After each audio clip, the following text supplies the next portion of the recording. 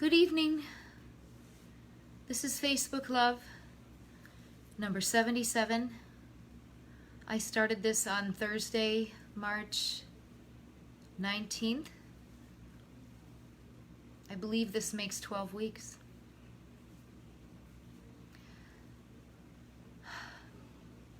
Here we are, trying to find a way forward with so many things affecting everyday people. On our walk today, I was talking with my husband about how I think that there are so many people who don't pay that much attention to the wider world. It's easy to get very busy with your own daily work, your family, your friends. It's so easy. It's easy to be caught up in so many activities and then sort of think of the wider world as just something that doesn't affect you very much, and yet it's affecting everybody. I think we're having a massive consciousness raising, to use the 60s term. I think people are realizing that if some people aren't receiving justice, nobody's receiving justice. They're really starting to feel that and see it. My son marched in the march that was Evanston, Skokie, Niles, that sort of area today, not far from our home. And the whole crowd laid down in the street in an intersection today for 8 minutes and 46 seconds.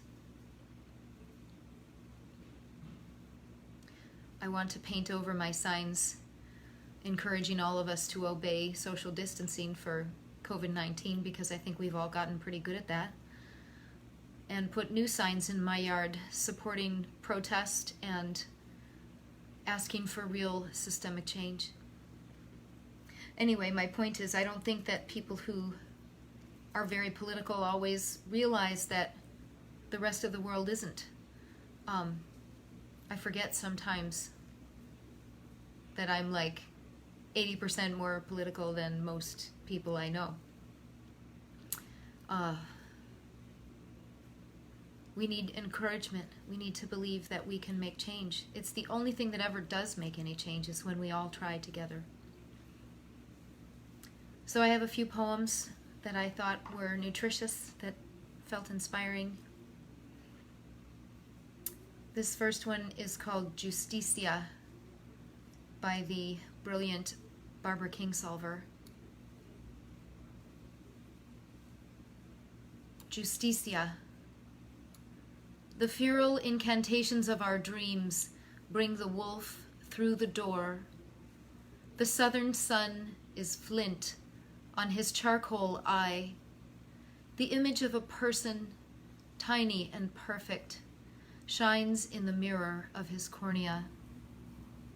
His orange pain becomes a desert sunset.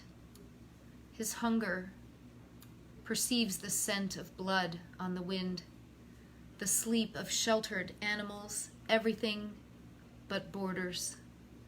The television says McAllen, Texas, is closer to Managua than to Washington, D.C., and housewives in McAllen check their own possibly Bolshevik eyes in the mirror and lock the windows.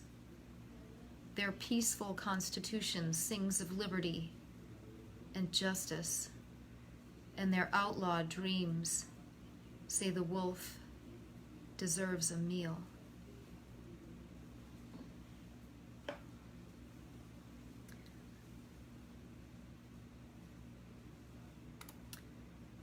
And then I found one, that one's not very old, and then I found one from Walt Whitman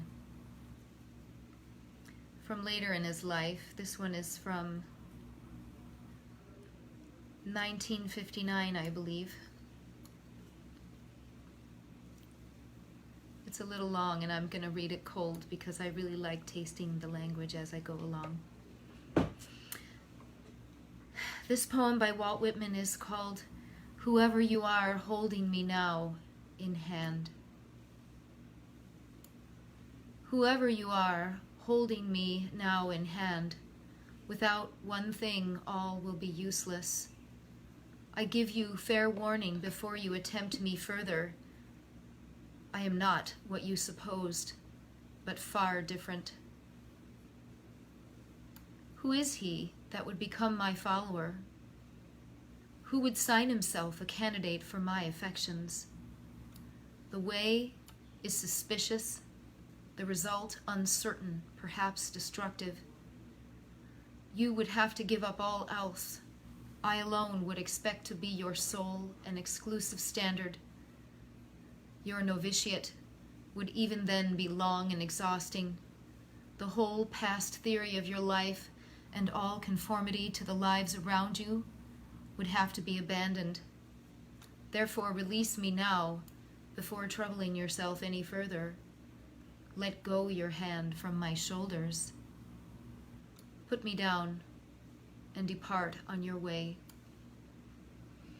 Or else, by stealth in some wood for trial, or back of a rock in the open air, for in any roofed room of a house I emerge not, nor in company, and in libraries I lie as one dumb, a gawk, or unborn, or dead. But just possibly with you on a high hill, first watching, lest any person for miles around approach unawares, or possibly with you sailing at sea, or on the beach of the sea or some quiet island. Here to put your lips upon mine I permit you, with the comrade's long-dwelling kiss, or the new husband's kiss, for I am the new husband and I am the comrade. Or if you will, thrusting me beneath your clothing, where I may feel the throbs of your heart, or rest upon your hip, carry me when you go forth, over land or sea, for thus merely touching you is enough, is best, and thus touching you would I silently sleep and be carried eternally. But these leaves conning you con at peril, for these leaves and me you will not understand. They will elude you at first, and still more afterward. I will certainly elude you, even while you should think you had unquestionably caught me. Behold, already you see, I have escaped from you. For it is not for what I have put into it that I have written this book, nor is it by reading it you will acquire it, nor do those know me best who admire me and vauntingly praise me, nor will the candidates for my love, unless at most a very few, prove victorious, nor will my poems do good only. They will do just as much evil, perhaps more. For all is useless without that which you may guess at many times and not hit, that which I hinted at. Therefore, release me and depart on your way. From Walt Whitman. I'm thinking about all the people who are grieving today after the funeral for George Floyd. I'm thinking about the family of Breonna Taylor who hasn't had any justice at all.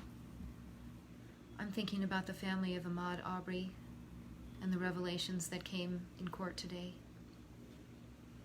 I'm thinking about the gracious man in Central Park who was looking at birds and had the cops called on him, and he could have been shot if things had gone differently, and yet he's gracious and kind and forgiving. We just have to keep stepping forward. This is Facebook Love. I'll see you again.